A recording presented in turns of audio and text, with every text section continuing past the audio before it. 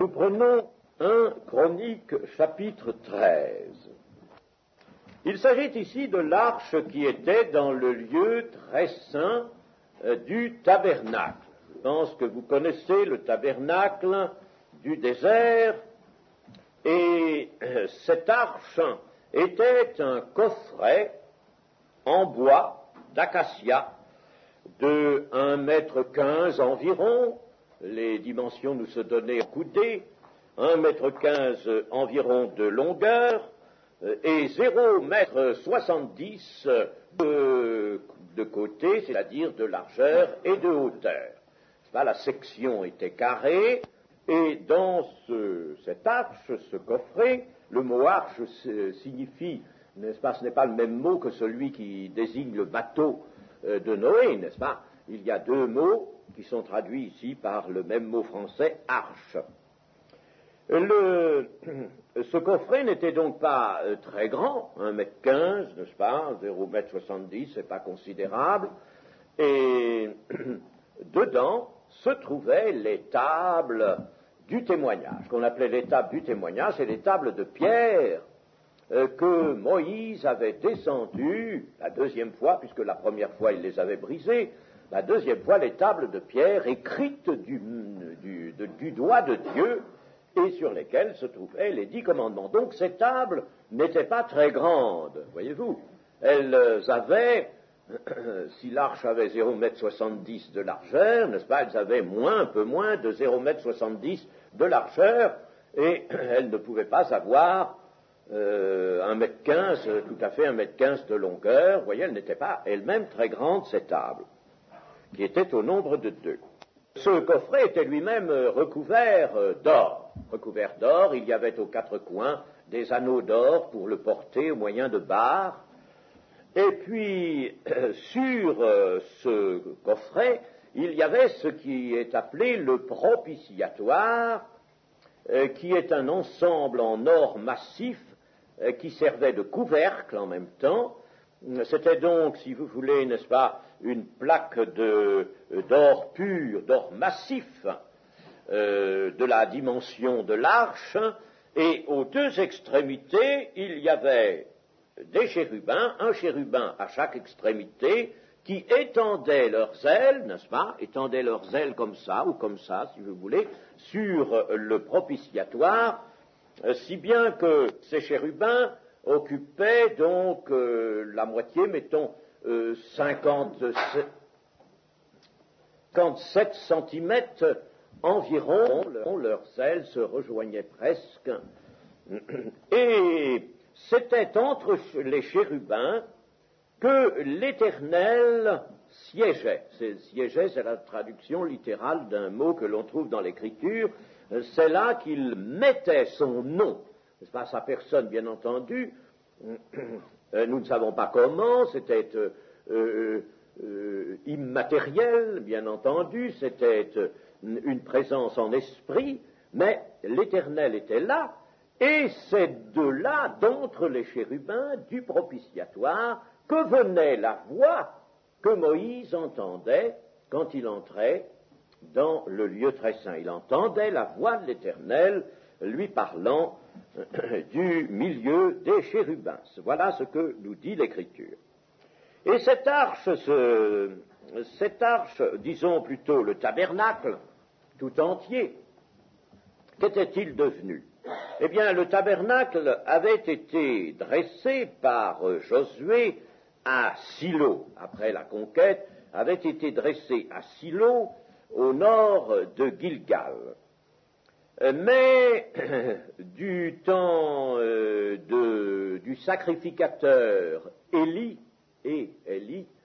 du temps du sacrificateur Élie, à la fin de la carrière de ce sacrificateur qui s'était mal comporté, dont les fils étaient des schnappants, n'est-ce pas, de véritables mauvais garçons, eh bien, on avait apporté l'arche sur le champ de bataille pour vaincre les Philistins.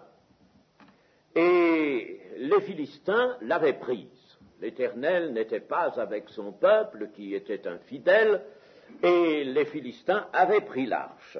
Et ils l'avaient gardé, ils l'avaient emmené chez eux, en faisant, eux, un objet, si vous voulez, de superstition.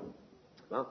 Nous avons l'arche, c'est la force du peuple d'Israël, et bien maintenant la force est dans notre camp. Mais tout ne se passa pas comme ils l'espéraient, parce qu'ils s'aperçurent qu'ils furent notamment frappés d'hémorroïdes très douloureuses. Et alors, au bout de 7 mois, ils se décident à renvoyer l'arche à Israël. Et pour cela, ils construisent un char tout neuf, tiré par 2 vaches, et alors ils envoient ces vaches, n'est-ce pas, tirant le char dans la direction d'Israël. Hein? Et voici que les vaches s'en vont, et elles vont droit à Beth-Shemesh, où elles s'arrêtent. Certains habitants de cette ville viennent curieusement regarder l'arche, et ils sont frappés. Ils sont frappés pour avoir regardé l'arche. Alors, ce sont les habitants de Kirjat Jéarim qui vont la garder, parce qu'à Kirjat Jéarim, il y avait un certain Abinadab qui était sacrificateur et qui vient sauver, en somme, le peuple de cette mauvaise passe. Il est sacrificateur, alors il peut s'occuper de l'arche, il prend l'arche, on sacrifie les vaches, n'est-ce pas, on brûle le char neuf, et on met l'arche dans la maison d'Abinadab. Et Éléazar sera consacré, lui, sacrificateur aussi, sera consacré pour cette garde. Et alors ici, David tient un conseil avec les chefs de son peuple. Il a bien raison de tenir un conseil, c'est une preuve de sagesse, et c'est une forme de démocratie qui est très bonne, n'est-ce pas? Il prend conseil des chefs et des princes des tribus, et il leur fait part de son projet, si vous le trouvez bon, et si cela vient de l'Éternel, n'est-ce pas? Il s'assure que cette idée vient bien de l'Éternel, parce que la chose est tout de même sérieuse. Eh bien, envoyons de tous côtés chercher les sacrificateurs et les Lévites dans les villes où ils sont, réfugiés maintenant, qu'ils se réunissent à nous, et tous ensemble, nous allons reprendre à Kirjat Jéarim l'arche de notre Dieu, parce qu'on ne s'en est pas occupé du temps de Saül.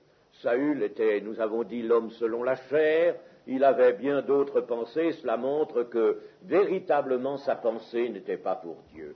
Il ne s'est pas du tout préoccupé du tabernacle, mieux il a fait, vous savez, n'est-ce pas, tuer tous les sacrificateurs, 80 et quelques, 85 sacrificateurs, et puis des populations qu'il a fait tuer, n'est-ce pas. Mais l'arche ne l'intéressait pas. Ceux qui n'ont pas leur cœur au Seigneur, n'est-ce pas, la présence du Seigneur ne les intéresse pas. Ce qui est du Seigneur, ça, c'est bien loin de leurs préoccupations et de leurs pensées. Mais David est un tout autre homme, n'est-ce pas, et lui, il se préoccupe de l'arche.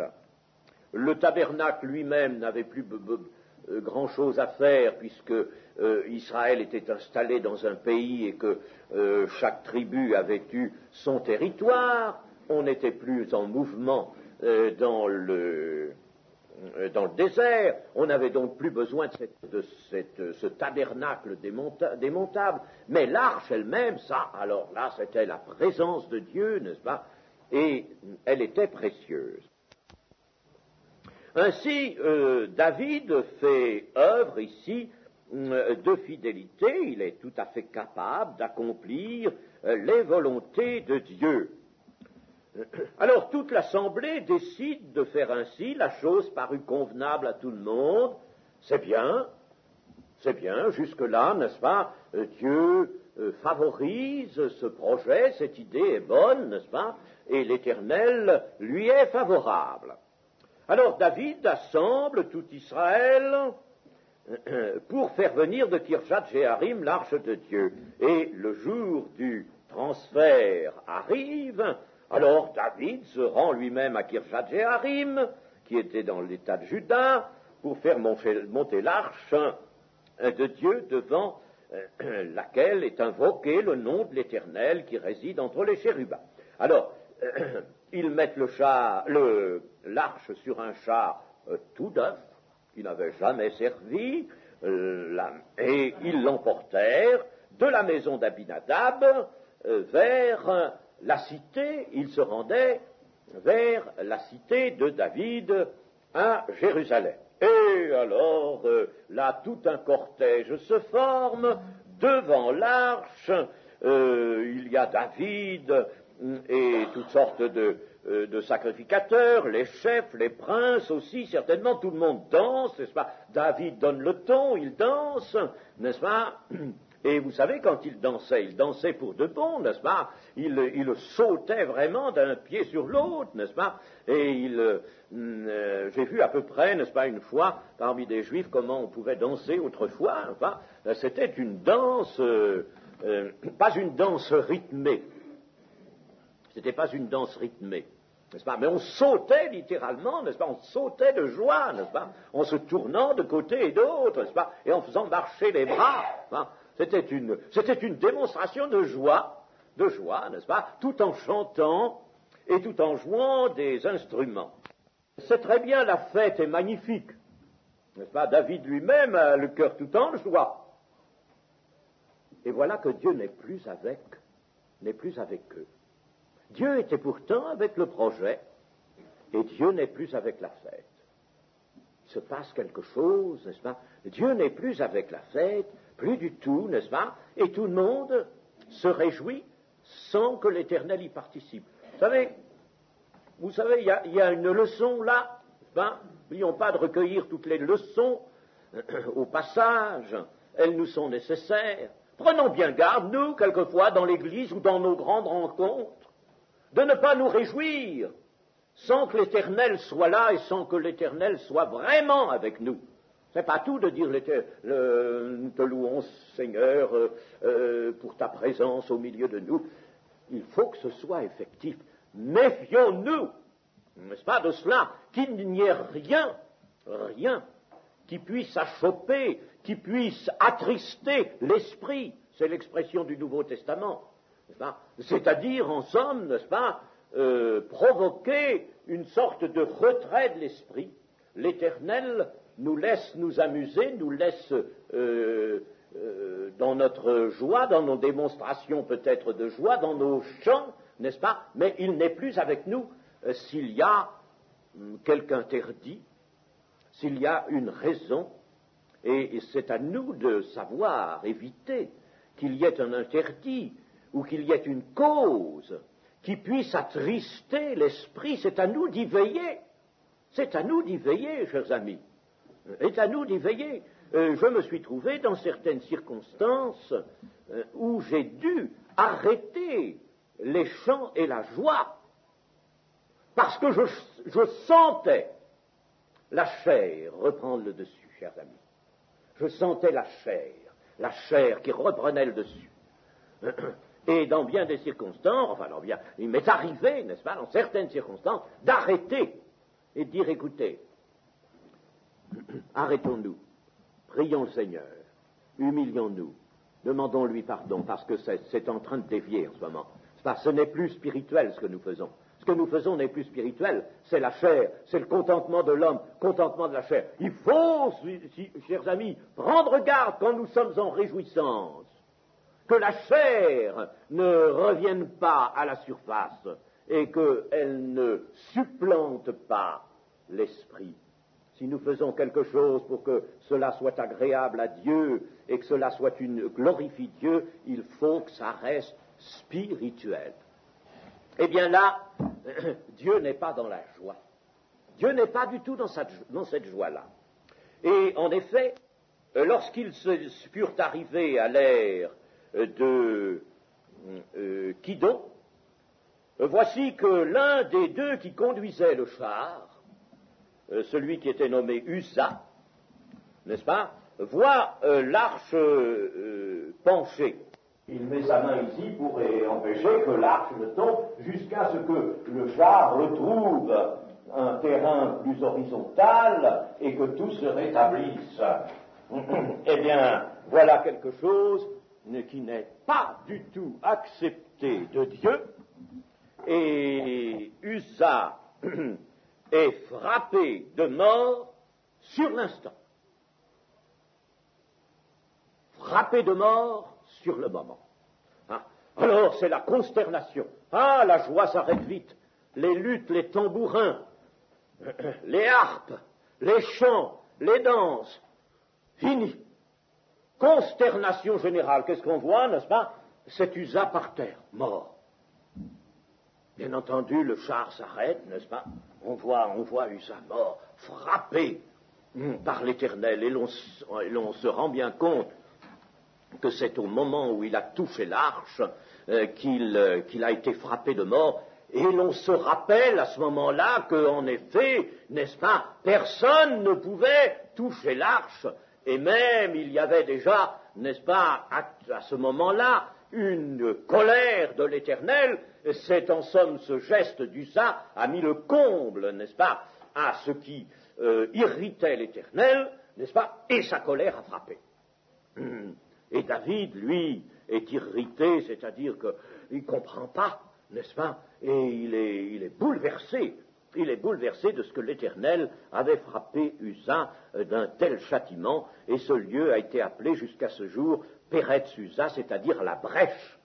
Voilà encore une brèche, n'est-ce pas, dans les intentions de l'homme, dans le cours de la vie du peuple, n'est-ce pas, une brèche parmi le peuple, voilà une chose infiniment malencontreuse. Alors, essayons de comprendre un peu cet événement, parce qu'il a à nous parler, bien entendu. D'abord, disons ceci, c'est que l'intention de David était très bonne de transporter l'arche, et jusqu'à ce moment-là, l'Éternel était avec l'intention de David et du peuple. Jusque-là, ça allait bien. Mais au moment où on se met à réaliser le transfert de l'arche, l'Éternel n'est plus d'accord. L'Éternel n'est plus là. Pourquoi? Mais d'abord parce que on va chercher un char neuf. Vous direz, mais c'est un char qui n'avait jamais servi, n'est-ce pas, pour mettre l'arche de l'Éternel. Comprenez? Un char tout neuf. Ah, c'est bien ça. Non, c'est pas bien. Non. Ce n'est pas bien. Ça, c'est une idée de l'homme. C'est une forme de respect peut-être empruntée à quelque chose, oui, je veux bien. Quand on se sert de quelque chose pour l'Éternel, il faut que ce soit neuf, que ça n'ait jamais servi à d'autres usages. Cela est vrai. Mais ce n'est pas sur un char qu'on transporte l'arche de l'Éternel. Et le char tout neuf qu'il était, le char était impropre aux yeux de l'Éternel à transporter l'arche. Et en cela, ni David, ni le peuple n'ont tenu compte de la loi de l'Éternel. Est-ce qu'il y a eu là une négligence? Oui. Une insuffisance de crainte de Dieu, peut-être pas, mais une insuffisance d'intelligence spirituelle et de sagesse spirituelle à ce moment-là, et tout simplement parce que les prescriptions touchant l'arche, le tabernacle, étaient anciennes, ça remontait au tabernacle, ça faisait déjà pas mal d'années, n'est-ce pas, que tout cela n'était plus en vigueur. Et ce qui n'est plus en vigueur, n'est-ce pas, ça a beau rester écrit dans le livre de Dieu, on n'a pas eu l'occasion de s'en servir, alors on l'oublie. C'est une négligence par oubli, si vous voulez, n'est-ce pas, mais une négligence qui n'en est pas moins coupable. Ainsi, David ne tient pas compte de la loi. Et disons encore ceci, c'est que un char neuf, c'est ce qu'avaient fait les Philistins. Les Philistins, ces ennemis de l'Éternel, pour renvoyer. Ils avaient du respect, eux aussi, pour l'arche. Ils avaient une certaine peur, c'était une crainte qui était une peur, et ils avaient fait un char tout neuf, et des génisses pour le traîner, n'est-ce pas? Eh bien, ils avaient fait un char. Alors on imite les Philistins, on imite le monde, on imite les païens, on fait un char tout neuf, la pensée de l'homme prend le pas sur celle de Dieu. Et, chers amis, que fallait-il? Eh bien, David va l'apprendre à ses dépens, ce qu'il aurait fallu faire. Lisez au chapitre 15 de 1 Chronique et verset 2. Alors David dit, l'arche de Dieu ne doit être portée que par des Lévites, car l'Éternel les a choisis pour porter l'arche de Dieu et pour en faire le service à toujours. Il y avait ça dans la loi, et puis on ne s'en est pas du tout préoccupé. On a mis l'arche sur un char avec des roues tirées par des animaux, mais ça, l'Éternel ne l'avait pas dit. Il avait dit que l'arche serait portée, il y avait des anneaux d'or aux quatre coins, on y passait des barres, et il y avait un sacrificateur devant, un derrière, quelquefois même 4 sacrificateurs, et d'une certaine classe des Lévites, même, pas toutes les classes, qui portaient, n'est-ce pas, sur l'épaule l'arche. Et l'arche était portée à pied d'homme. Seulement, n'est-ce pas, on s'était dit, l'idée des Philistins de faire un char, et un char neuf, mais pas après tout une mauvaise idée, n'est-ce pas? Bon, c'est une mauvaise idée, parce que le trajet à faire est long, les sacrificateurs de porter ça, ils vont se fatiguer, n'est-ce pas? Ça va être fatigant pour eux, et puis avec le char, ça ira mieux, on n'aura pas besoin de s'inquiéter, n'est-ce pas? Oui, mais c'était une désobéissance à la loi de Dieu, désobéissance que Dieu ne pouvait déjà pas supporter, et c'est pourquoi j'ai dit qu'il n'était pas avec les danses, avec les chants, il n'était pas avec la fête, car l'arche était sur un char, et n'était pas portée par des Lévites. En outre, s'il avait été porté par des Lévites, il aurait été recouvert comme il devait être recouvert, et il ne l'était pas. Et puis, voici que le char penche, Uza craint que l'arche ne glisse. Comprenez, n'est-ce pas, si l'arche venait à tomber. Il est précautionneux, cet homme, c'est un homme, n'est-ce pas, qui est avisé, il est avisé, voyez, il a de bonnes intentions, comme on dit. Mais souvent, on nous a dit que l'enfer était pavé de bonnes intentions. Mais c'est une parole qui n'est pas sotte, n'est-ce pas? C'est bien vrai. Il avait de bonnes intentions, n'est-ce pas? Vous savez, il y a une limite. Rappelons-nous Ananias et Saphira, qui ont été, eux aussi, foudroyés sur l'heure. Nous ne sommes peut-être pas toujours dans un cas qui attirera ou qui risque d'attirer sur nous un jugement immédiat. Mais rappelons-nous ce que l'apôtre Paul nous dit de la Sainte Seine. Il y en a beaucoup parmi vous qui sont morts, et il y en a beaucoup qui sont malades. Pourquoi? Parce qu'ils ont pris le repas du Seigneur indignement, sans discerner le corps et le sang. C'est dans le Nouveau Testament, ça c'est pas dans l'Ancien. Chers amis, mais tout de même, n'est-ce pas, il y a une connaissance de la parole de Dieu, de la volonté de Dieu, de par la parole de Dieu. Une connaissance, la parole de Dieu nous fait connaître la volonté de Dieu. Alors, en conséquence de l'oubli de la parole de Dieu, eh bien, qu'y a-t-il ce jour-là? Non plus une fête, le Seigneur interrompt la fête, n'est-ce pas, mais il y a un deuil, il y a une brèche. Parce que vous n'y étiez pas dans la première fois, l'Éternel, notre Dieu, nous a frappés, car nous ne l'avons pas cherché selon la loi, dira David, c'est au chapitre 15, verset 13. Nous ne l'avons pas cherché, nous ne sommes pas allés chercher l'arche selon la loi, voilà notre faute, n'est-ce pas? Nous ne sommes pas allés chercher l'arche selon la loi. En somme, ce transport que David fait la première fois de l'arche est une désobéissance à la loi, il est une substitution de l'homme à Dieu, il appelle des chemins carrossables, il fallait des chemins carrossables, voyez-vous, les chemins n'étaient pas toujours très carrossables.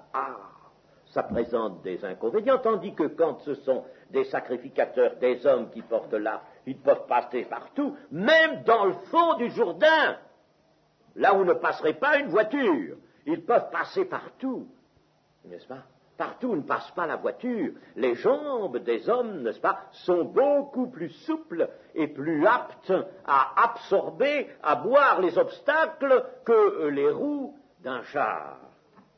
Et puis, il y a les risques d'accident, tandis que quand les sacrificateurs portent l'arche, de tels risques n'existent pas. Si les barres étaient passées, n'est-ce pas, dans les anneaux, il n'y avait absolument aucun risque et personne n'avait besoin de mettre sa main pour empêcher que l'arche ne tombe.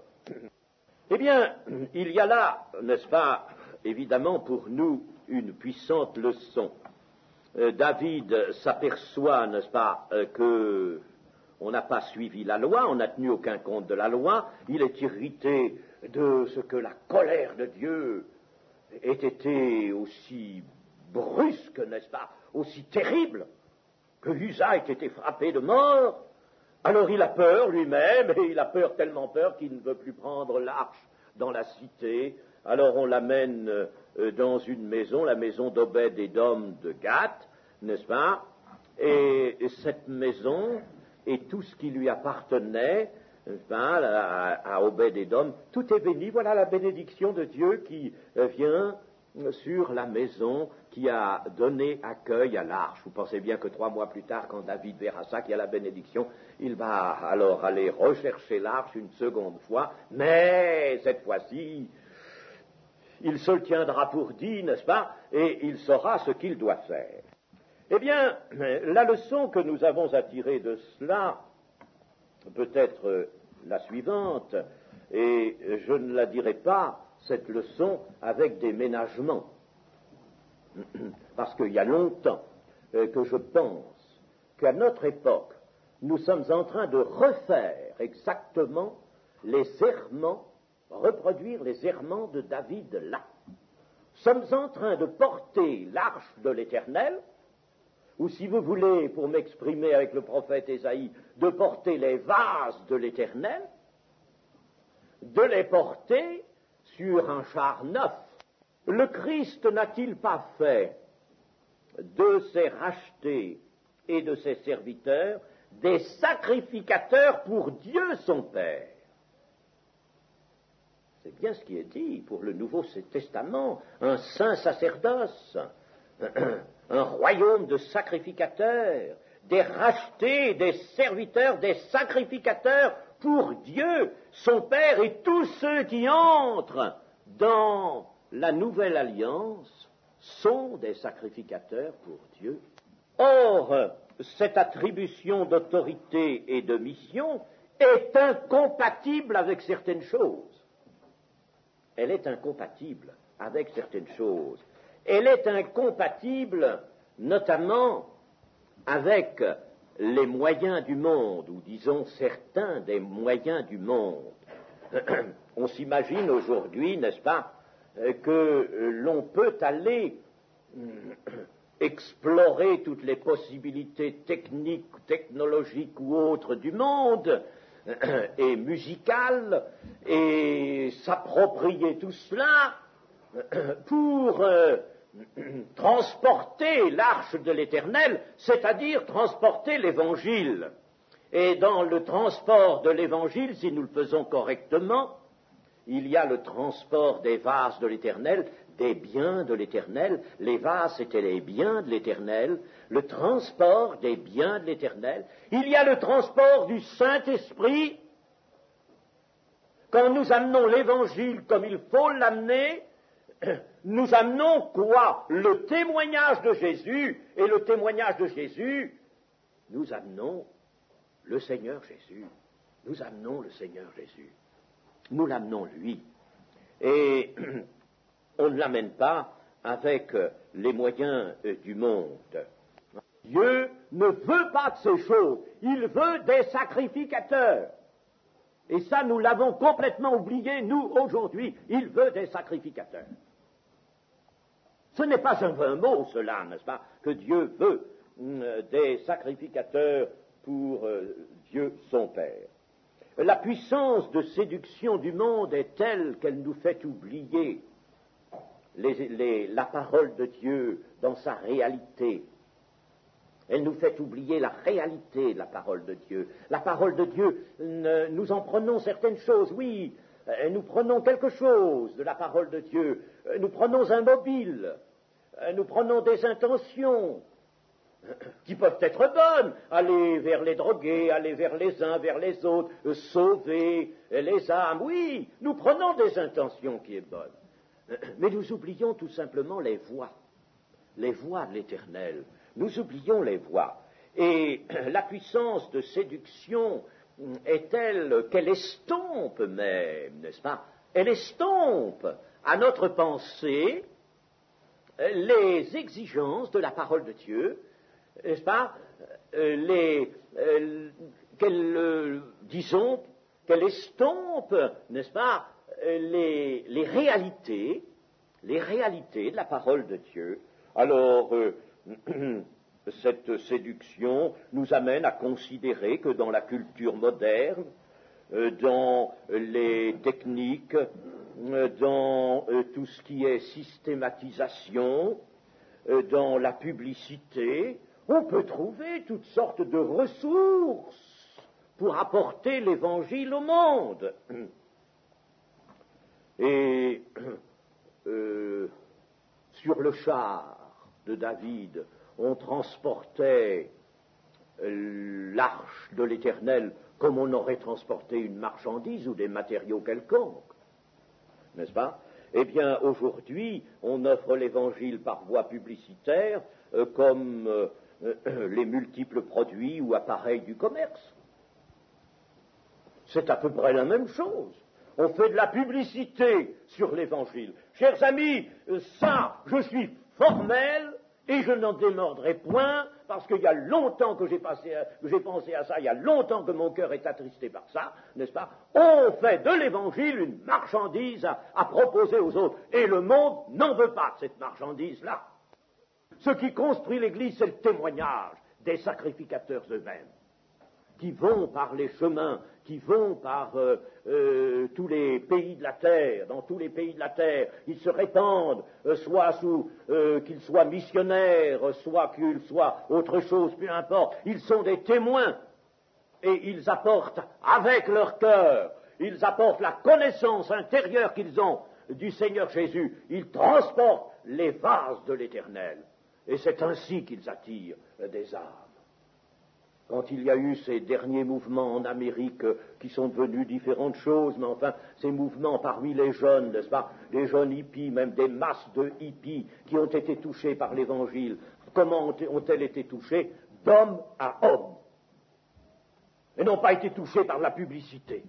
Et ça, je me le suis fait dire et me le suis fait préciser. Ils ont été touchés par des témoignages d'hommes. Mais aujourd'hui, on va chercher chez les païens les accents musicaux, le rythme. Le monde même nous offre ses goûts, ses modes, ses initiatives. Et les emprunts faits au monde, alors, mettent en veilleuse complètement les voix de Dieu, les voix du témoignage, n'est-ce pas?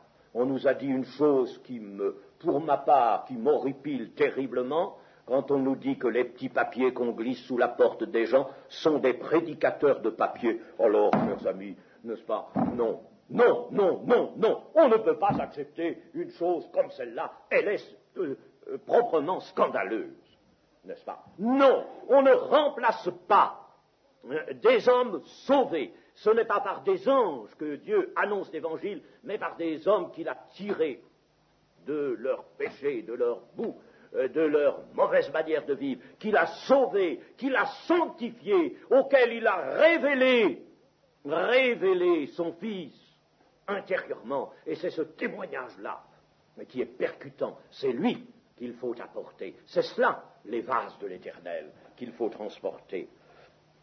Ce que Dieu veut, donc, c'est que l'Évangile soit porté par des sacrificateurs, et l'Évangile, je le répète, est inséparable du Seigneur lui-même, car il est une puissance de Dieu. Vous comprenez bien que ce n'est pas le texte qui est une puissance de Dieu.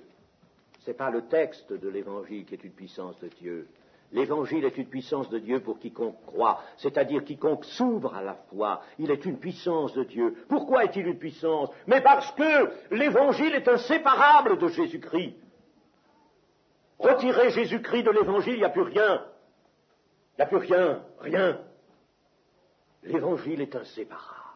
Et c'est pourquoi, et on peut dire que l'Évangile est une puissance de Dieu. Et une puissance de Dieu, ça se transporte par le cœur. L'apôtre Paul, pourtant, nous le dit, n'est-ce pas, d'une façon suffisamment formelle, et quand il nous dit qu'il est venu, non pas même avec de l'éloquence, avec la sagesse de la parole.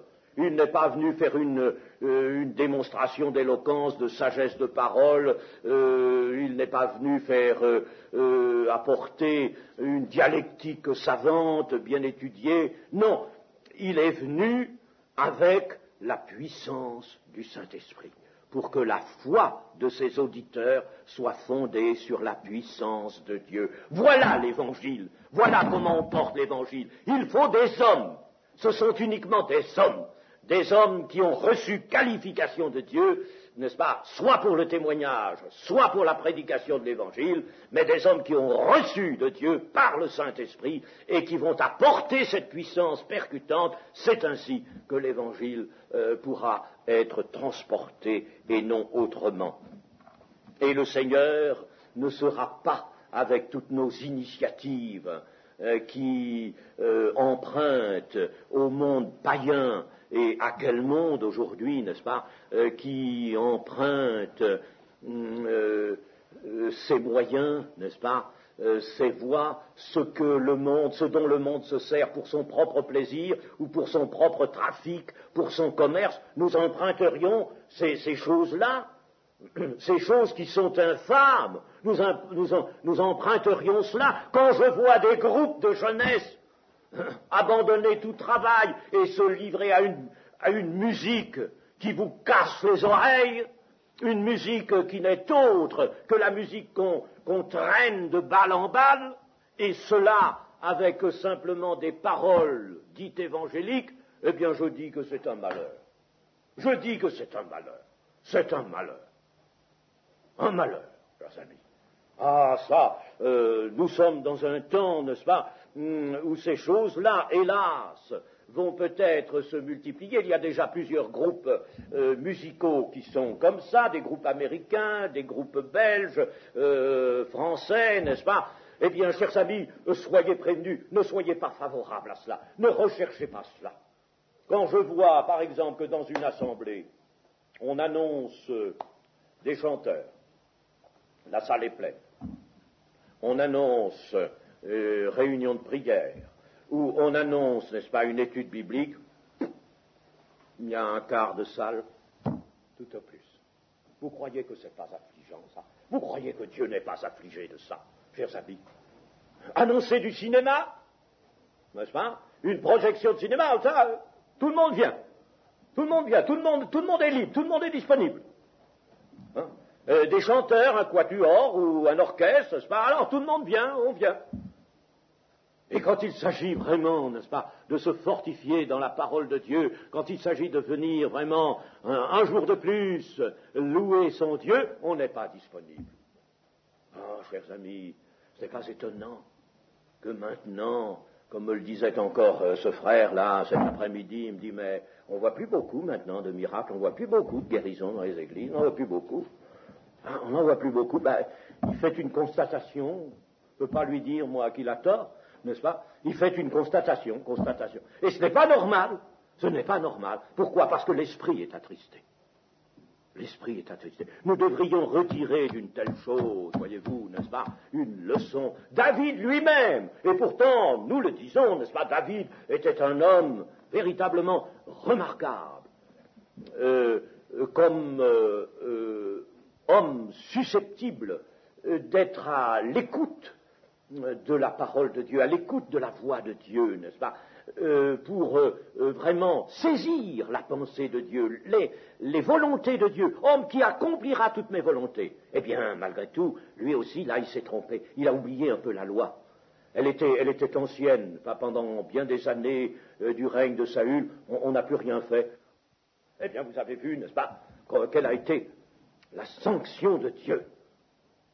Ah, chers amis, c'est par des bras des sacrificateurs, c'est par les pieds des sacrificateurs qu'ils sont beaux, les pieds de ceux qui apportent des bonnes nouvelles. C'est des pieds qu'il faut, parce que, n'est-ce pas, si les sacrificateurs marchent eux-mêmes, alors il nous est dit dans Ésaïe 52, le Seigneur, l'Éternel, sera devant eux, marchera devant eux, et il marchera aussi derrière eux. Ne touchez rien d'impur, est-il dit là. Ne touchez, vous qui portez les vases de l'Éternel. Alors, mes amis, nous avons complètement oublié ça. Nous avons oublié ces choses, n'est-ce pas? Quand David, alors, reviendra chercher 3 mois plus tard l'arche pour la porter, cette fois-ci, vraiment à destination, c'est-à-dire à la cité de David, alors il prendra des Lévites, il se conformera à la loi, il regardera minutieusement la loi et ce qui est prescrit, et il fera cela.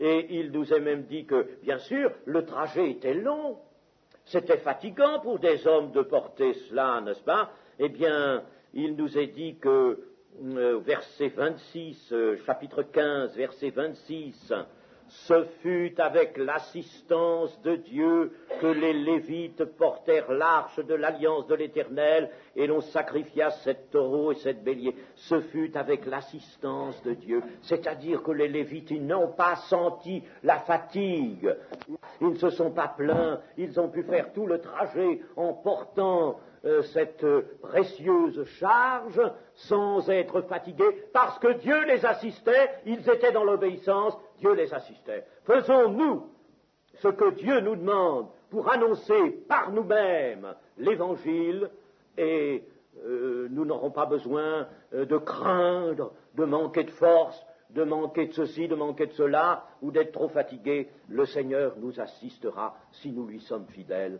Amen.